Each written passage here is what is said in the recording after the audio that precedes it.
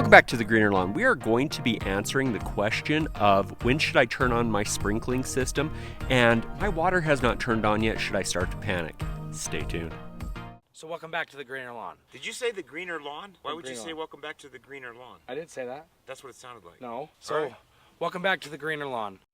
When it comes to your lawn and the sprinkling systems, early on in the spring, they need less water than you think. There is a period of time when the lawn is going to thrive without any water from our irrigation systems. This is that time that we want to stress the lawn just a little bit, just to get those roots that are down and in here deeper than what they've been traditionally. The more time that we wait before we turn on our water, the roots will seek where the water is going, down deeper, down into that soil. So as we get more moisture into it because we're watering it, it keeps those roots up higher. When we turn on our sprinkling systems for the season, there's a couple things that we want to pay attention to. I will put that in the card. Those things will go a long way as far as turning on your sprinkling systems for the year. So right now, since it's springtime, temperatures are not as warm and we have more moisture because usually we're getting rains or we get a little bit of snow, and it's not hot, so it's not evaporating. So what we want to do is encourage those roots to seek the water going down, not keep watering it and keep the roots up at the surface, because all that's going to do is cause our roots to sit up at the surface through the hot part of the season, and it will just keep frying our lawn out. We want to train those roots to go down and deep and search for the water. That's by watering infrequently and deeply when we water. Right now, just let it stress out a little bit. There are some things that you do want to pay attention to. One of the things I want you guys to look into is using baby shampoo, as hydrophobic soils come out of winter and they will repel water. Baby shampoo will open that area up and allow water moisture to go down. So if you need to, watch this video and it will explain how to use baby shampoo to get your soils open and accepting water. How do you know if you need to use baby shampoo on your lawn? You'll see localized dry spots.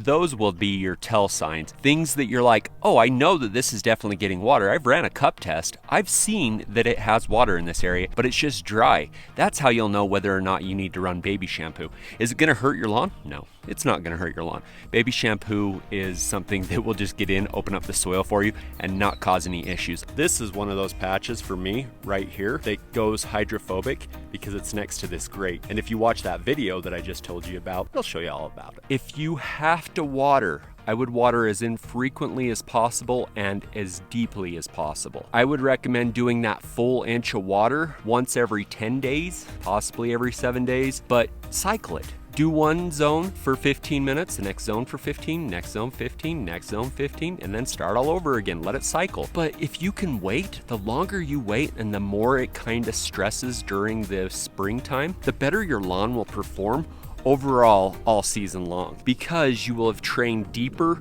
stronger roots instead of just having them all shallow.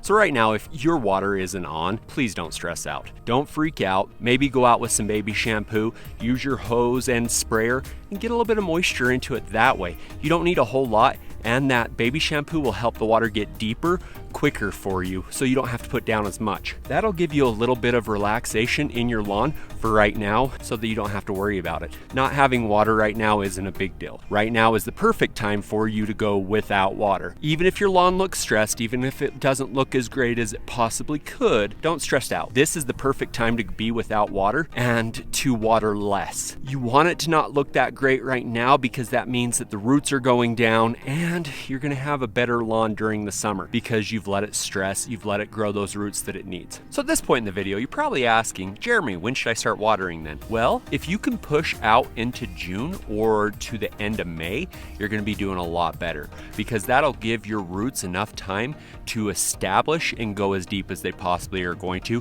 before the soils dry up and these temperatures start getting a lot hotter. I understand if you're down in the south, it's going to be a little bit sooner than that, but just pay attention to your soils. Just keep a little bit of moisture down in that soil and you'll be golden. If you have any comments, questions, or concerns, please feel free to reach out to me at jeremyofthegreenerlawn@gmail.com, and I will respond to you and help you out with whatever you're looking at. Help you diagnose any kind of problems you have in your lawn or anything you got going on. I'm Jeremy of the Greener Lawn.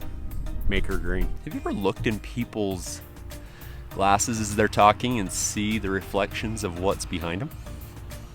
Or in front of them, I guess, in this case.